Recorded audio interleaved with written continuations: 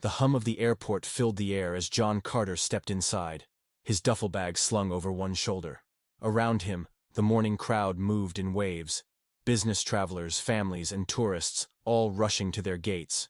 Today, he wasn't the CEO of Skyway Airlines. Today, he was just another passenger, flying coach to Chicago. The mission was clear: see the journey through the eyes of an average traveler. But as he neared gate C-23, the atmosphere changed. A supervisor in a Skyway uniform stood stiffly by the counter, his eyes scanning the crowd with a sharp intensity. Before John could even check the overhead screen, the man's voice cut through the noise. "Excuse me, sir. Are you in the right place?" He turned, meeting the narrowed gaze.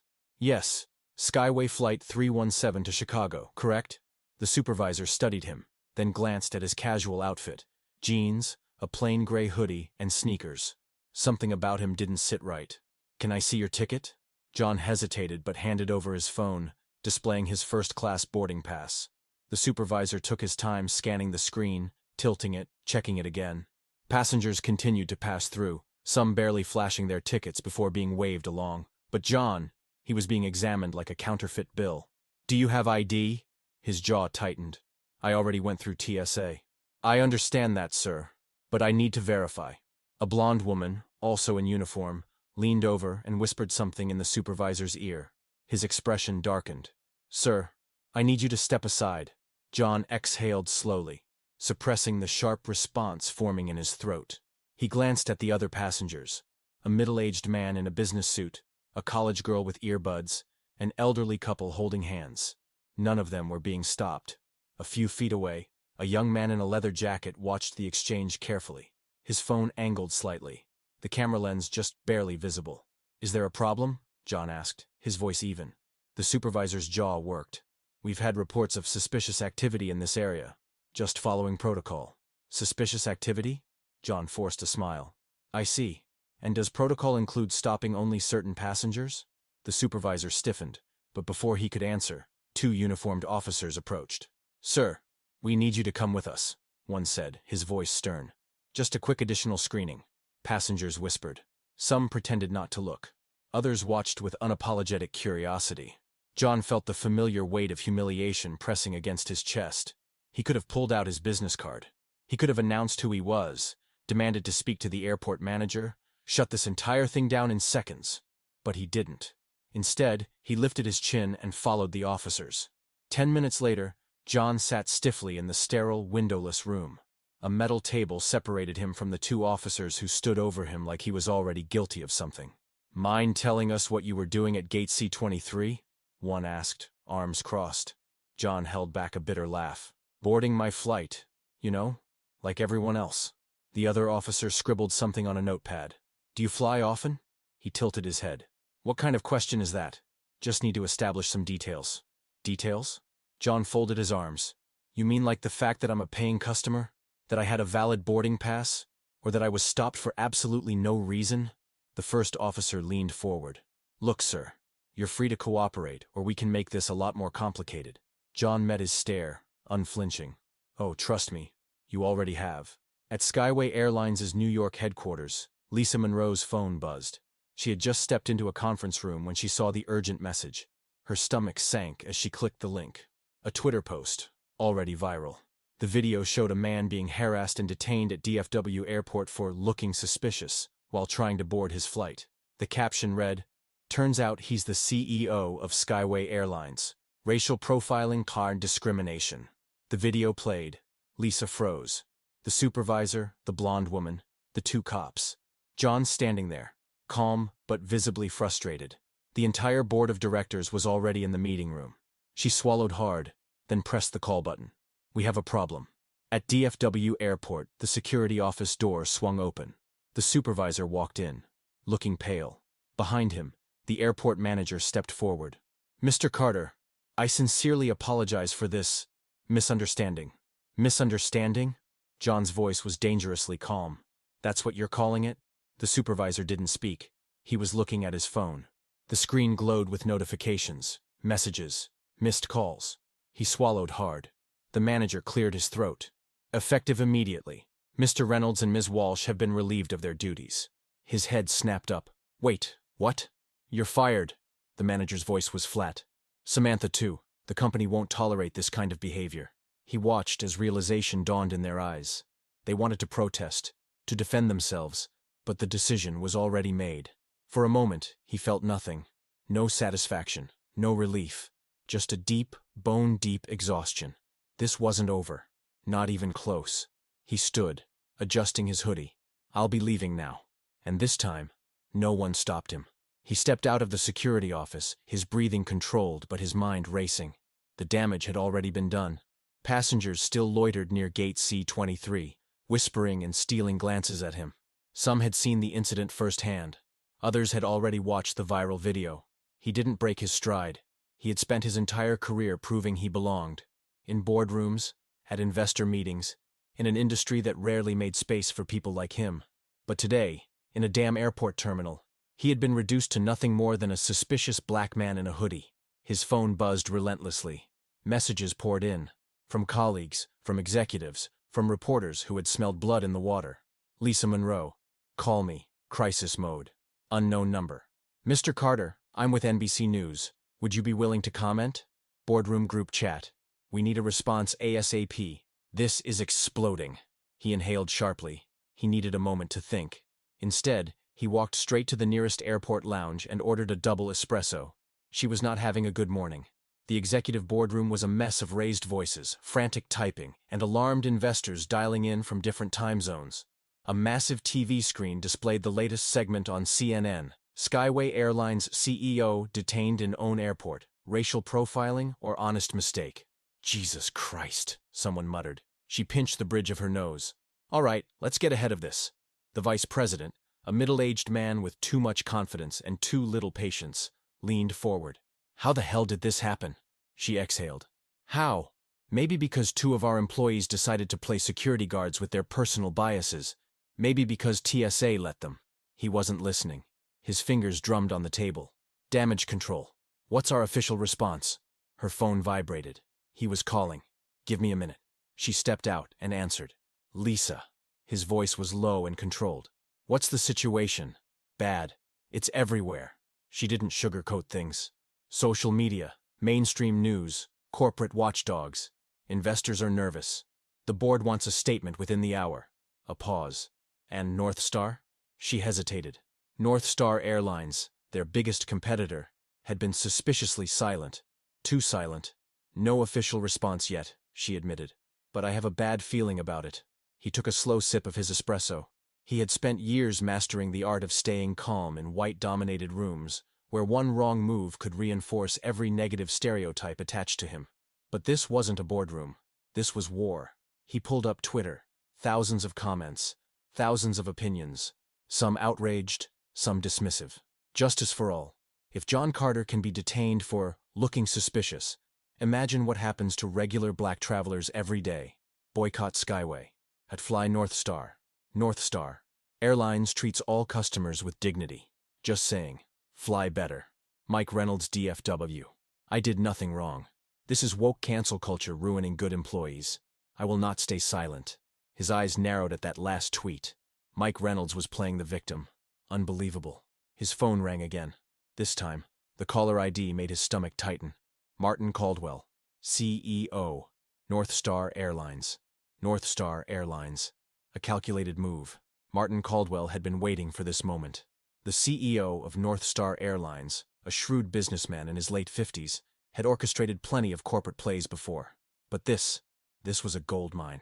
John Carter was young, black, and ambitious. Many in the industry had been waiting for him to fail. And now, thanks to an incident in his own airline, Carter wasn't just on the defensive, he was vulnerable. Caldwell smirked as his assistant confirmed that Carter had answered. John? He greeted smoothly. Rough morning. A long pause. Martin? He said. If you're calling to gloat, save it. Caldwell chuckled. Oh, come on now. No need for hostility. I was just thinking. Situations like this, they reveal a company's true culture. His grip tightened around his cup. Let me guess, he said coolly. You want to make a public statement about supporting diversity while quietly pushing the narrative that Skyway has a racism problem. Caldwell's laugh was barely concealed. John, I would never do such a thing. He sighed theatrically. Listen, if you need a fresh start, North Star is always looking for forward-thinking executives to join our team. No profiling included. His jaw clenched. He knew exactly what this was, an offer wrapped in an insult. You're enjoying this, aren't you? Caldwell didn't even bother denying it. Enjoying? Number. But let's be real. You're in damage control. Investors are watching.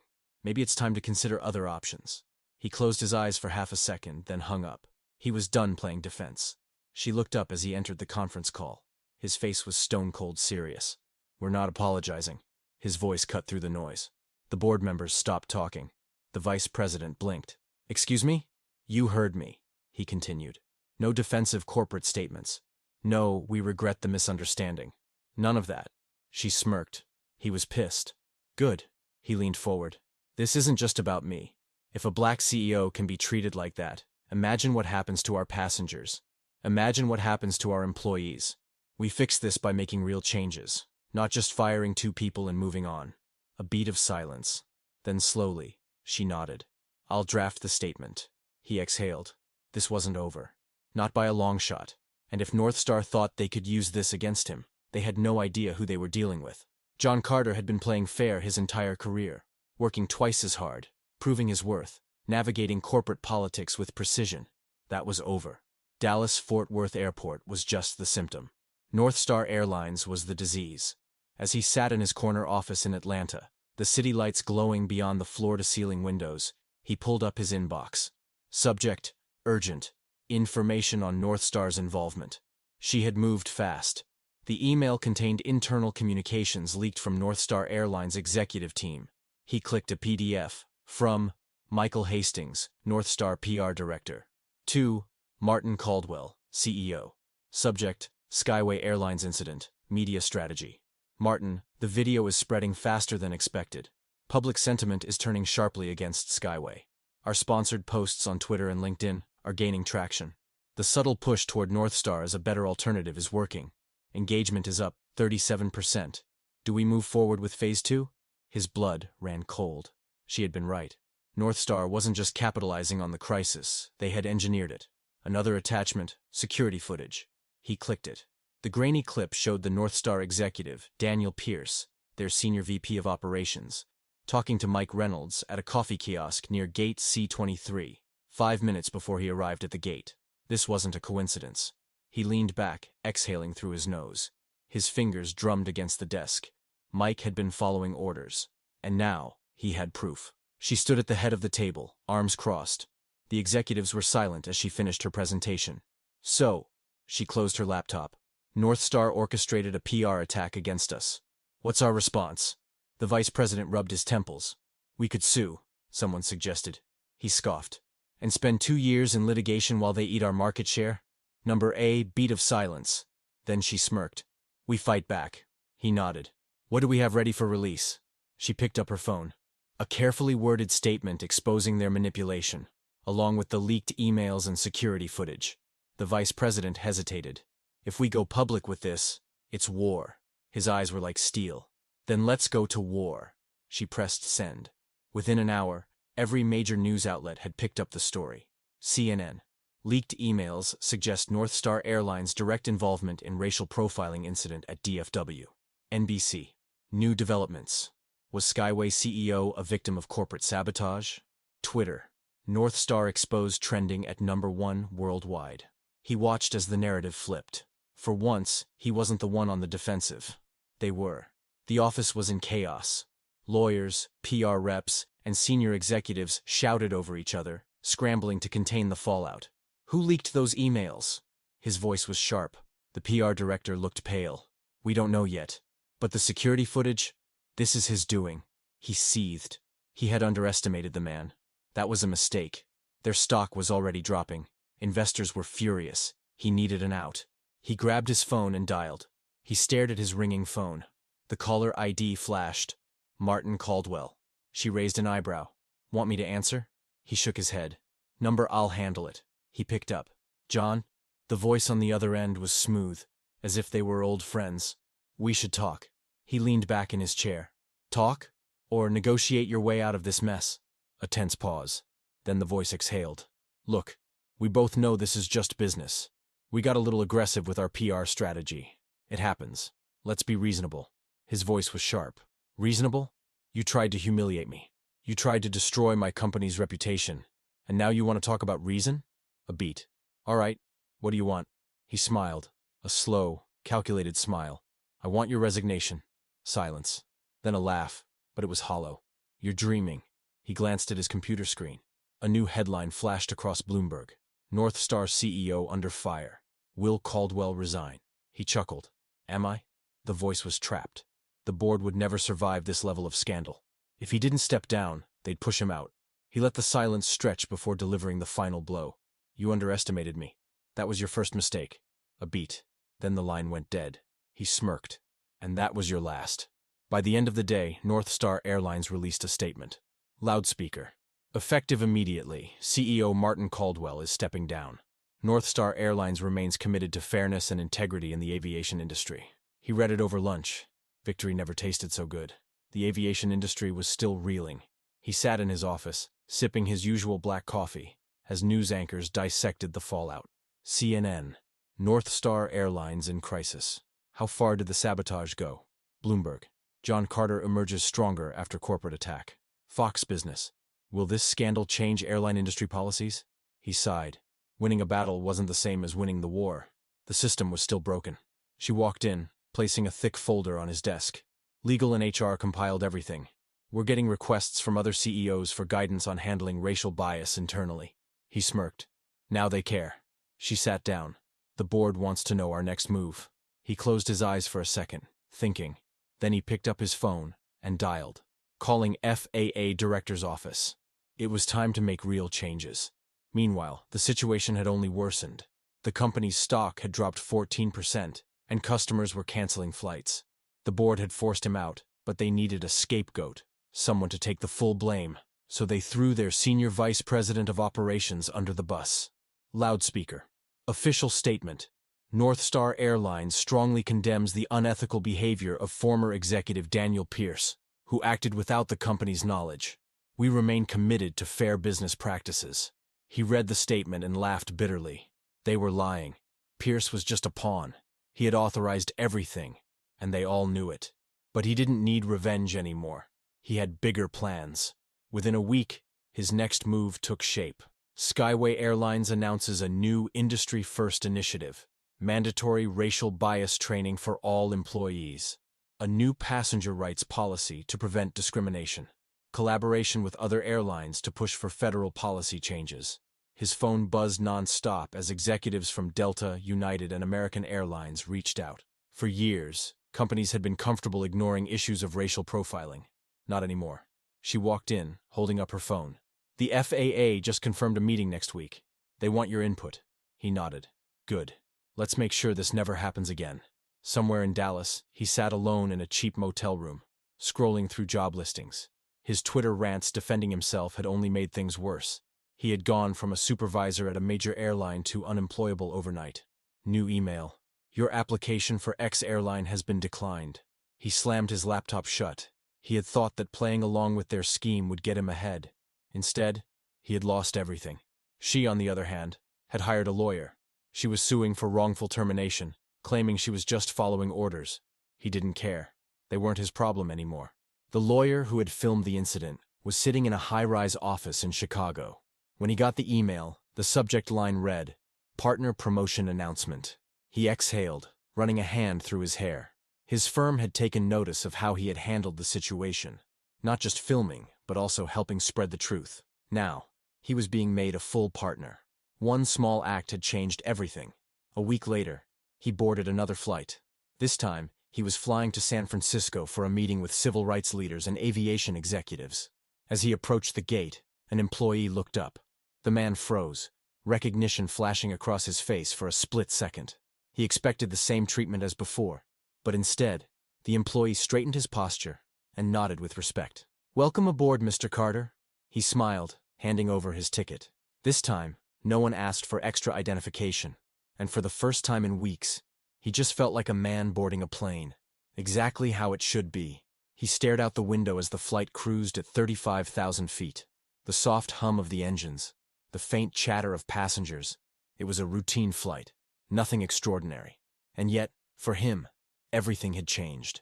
He had spent years building his reputation, breaking barriers, leading with integrity. But in a single moment, standing at gate C-23, all of that had been stripped away. He had been reminded of exactly who he was in this country. But now, the world had changed too. CNN. Skyway Airlines' new policies spark industry-wide reform. Bloomberg. John Carter named most influential CEO of the year after landmark aviation changes. Forbes. The man who took on North Star Airlines and won. She had sent him the articles that morning. He should have felt victorious. Instead, he felt exhausted. Mr. Carter. A voice interrupted his thoughts. He turned. A flight attendant, a young woman with warm eyes, stood beside his seat. I just wanted to say... She hesitated, then smiled. What you did, it mattered. He held her gaze. It wasn't just about winning. It was about making sure no one else went through what he had. He nodded. Thank you. The aviation industry had changed. Skyway's anti-discrimination policies set a new industry standard, forcing every major U.S. airline to follow suit. The FAA mandated racial bias training for airport staff. Passengers now had real protections, this time, not just on paper. As for North Star Airlines, their stock never fully recovered. Their CEO issued a formal apology, but by then it was nothing more than damage control. The public had moved on, to better airlines, to better choices. He sat at the head of the boardroom table, listening as the directors cast their votes, unanimous approval. His final proposal: a scholarship fund to open doors for underrepresented students in aviation. A chance for the next generation to enter an industry that once tried to shut him out. Across the table, she smirked. You'll bury North Star for good. He leaned back, a slow smile forming. North Star buried itself. We're just building something better. That evening, he walked through the airport, not as a CEO, not as a headline, but as a traveler. No glances, no whispers, no suspicious stares. Just a man walking through an airport. And for the first time in a long time, he wasn't fighting to prove he belonged. He simply did.